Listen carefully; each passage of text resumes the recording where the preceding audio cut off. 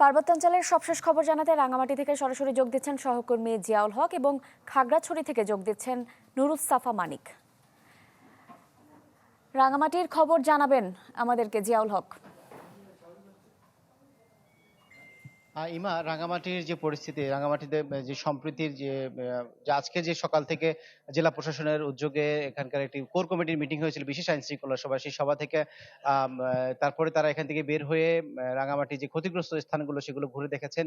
ঘুরে দেখার পরে আসে সাংবাদিক সাথে জেলা প্রশাসক কথা বলেছে। তিনি বলেছেন যে যারা ক্ষতিগ্রস্ত হয়েছে সে সকল মানুষদের তালিকা করা হচ্ছে এবং তদন্ত কমিটির মাধ্যমে তাদেরকে কিভাবে ক্ষতিপূরণ দেওয়া যায় সেই বিষয়টি মন্ত্রণালয়ের নির্দেশের পর তারা সেই কাজটি শুরু করবেন।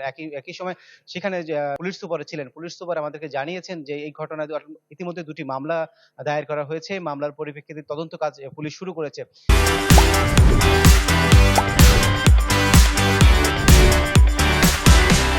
এই ঘটনায় যারা জড়িত তাদেরকে সর্বোচ্চ শাস্তির ব্যবস্থা তারা করবেন বলে তারা জানিয়েছেন। একই সাথে গত কয়েকদিনের ঘটনায় গত সারা রাত গুজবের শহরে পরিণত হয়েছিল রাঙামাটি।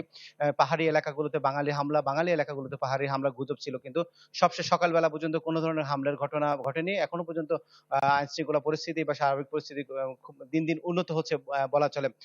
রাঙামাটিতে জেলা প্রশাসক কার্যালয়ে এখনো চলছে শান্তি সম্প্রীতি সমাবেশ। এখানে রাঙামাটির বিভিন্ন স্তরের নেতাকর্মী এবং বিভিন্ন শ্রেণী পেশার মানুষ এই সভায় উপস্থিত হয়েছেন।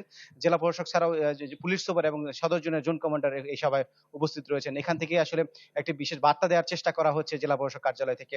ইমা, এই ছিল রাঙামাটি থেকে আমার কাছে সবশেষ। জিয়াউল, আপনাকে অসংখ্য ধন্যবাদ। এবার মানিক, আপনার কাছে জানতে চাই, খাগড়াছড়িতে এখন কি পরিস্থিতি বিরাজ করছে?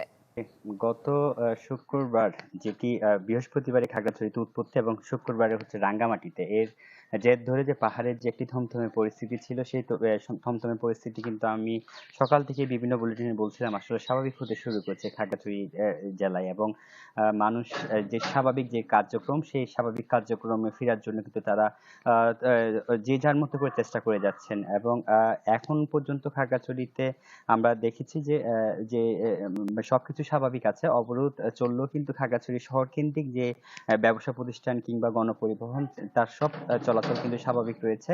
এবং দূরপাল্লার পরিবহনগুলো কিন্তু পরিবহন গ্রুপ থেকে যেহেতু ছাড়া হচ্ছে না নিরাপত্তার কারণে, এবং যেহেতু লোকজন কম, যাত্রী কম হওয়ার কারণে কিছু ছাড়া হচ্ছে না, তবে যে শহর কেন্দ্রিক কার্যক্রম পরিবহনের কিংবা ব্যবসা, তার সবই কিন্তু স্বাভাবিক আছে। এবং আমার সহকর্মী রাঙ্গামাটি থেকে জিয়াউল হক যেটি বলছিলেন যে একটি গুজবের বিষয়, সেই গুজবের বিষয়ে কিন্তু যখন বৃহস্পতিবার শুক্রবার কিন্তু খাগড়াছড়ি থেকে যে এরকম গুজব শোনা গিয়েছে, তবে এখানকার যারা অংশীজনরা রয়েছেন, রাজনীতিবিদরা রয়েছেন, বিভিন্ন সংগঠনের নেতৃবৃন্দরা কিন্তু দায়িত্ব নিয়েছেন। তারা দায়িত্ব নিয়ে কিন্তু তারা প্রশাসনের সাথে কাজ করার জন্য ঐক্যমত হয়েছেন। এবং গতকাল যে সরকারি উপদেষ্টা মন্ডলীর একটি সদস্য খাগড়াছড়ি ঘুরে গিয়েছেন, তারাও কিন্তু বলেছেন যে যে অন্যায় করেছে তার সর্বোচ্চ শাস্তি দেওয়া হবে, এর পাশাপাশি যাতে এলাকার শান্তি সম্প্রীতি বজায় রাখা যায় সেই কারণে সবাইকে ঐক্যবদ্ধভাবে কাজ করার জন্য। এবং তথ্য উপদেষ্টা নাহিদ ইসলাম কিন্তু গতকাল খাগড়াছড়ি ভিজিট করেছেন। তিনি কিন্তু এসে বলেছেন যে গুজব যেভাবে ছড়ানো হচ্ছে, সেই গুজব প্রতিরোধের জন্য কিন্তু সরকার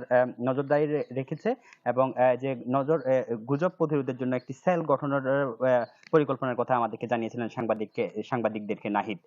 এই ছিল আমার কাছে খাগড়াছড়ি থেকে সবশেষ খবর। ইমা, মানিক, আপনাকে অসংখ্য ধন্যবাদ। পার্বত্যাঞ্চলের খবর জানাচ্ছিলেন সহকর্মী বৃন্দ।